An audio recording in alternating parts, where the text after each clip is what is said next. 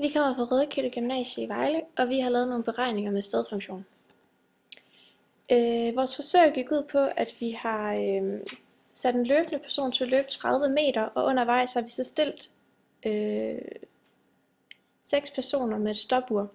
Alle stopurene er blevet startet, da personen gik i gang, og afstandene de er markeret her på skærmen. Hver gang personen så er løbet forbi et stopur, eller en person med et stopur, er tiden blevet stoppet, så vi har målt ud fra hvert punkt. Vores resultater de er som følgende. Vores 2 klassekammerater hedder Lisa og Amal, og de har fået de resultater, vi ser her på skærmen.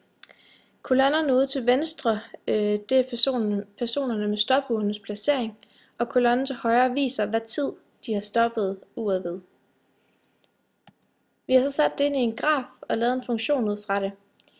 Den lyserøde kan vi se er Lisa, der har løbet, og hendes punkter er en lille smule mere forskudte, hvilket viser, at hun har varieret farten meget i løbet af de 30 meter. Den grønne linje viser Amal. Hun har løbet en lille smule hurtigere og mere målrettet. Hun har haft cirka samme fart hele vejen igennem. Vi har lavet tendenslinjer, så man kan se, hvad den konstante fart vil være, og derudfra kan vi se computerens resultater på, hvad ligningen for de her tendenslinjer vil være. Vi kan se et hældningstal ved koordinatet, eller ved A i ligningen. Det kommer her. Hældningstallet for Amal, altså det vil sige hendes gennemsnitsfart, det er 5,2561 meter per sekund. Og ved Lisa bliver det så 4,2936 meter per sekund. Her har vi så grafen igen, og vi har markeret et stykke på linjen ved Lisa, hvor vi kan se, hvor vi har tænkt os beregne på det her for at vise jer, hvordan computeren gør.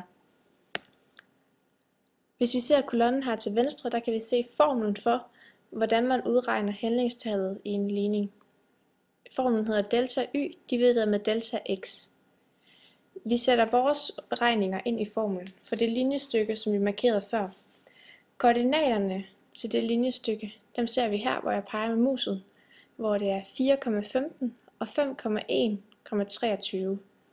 Det her er så vores x1 og xy, og herover ser vi vores x2 og y2. Hvis vi indsætter det i formen, så kommer det så sådan her ud. Vi siger y2 minus y1, det vil sige 23 minus 15, og det dividerer vi så med x2 minus x1, det bliver 5 minus 4. Her får vi det så til at blive 8 divideret med 1,1, og det giver så 7,273.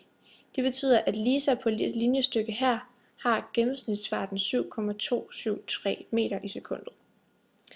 Vi prøver nu at regne ud for hele linjen, altså det vil sige hele den afstand, de løber. Her har vi igen vores koordinater. Punkterne de hedder 0,8, 2,5 og 7,3,30. Så vi siger 30 minus 2,5 divideret med 7,3 minus 0,8, og det giver så 27,5 divideret med 6,5. Det resultat bliver så 4,23077, og det passer rimelig godt med computerens beregninger, hvor de fik det til 4,294.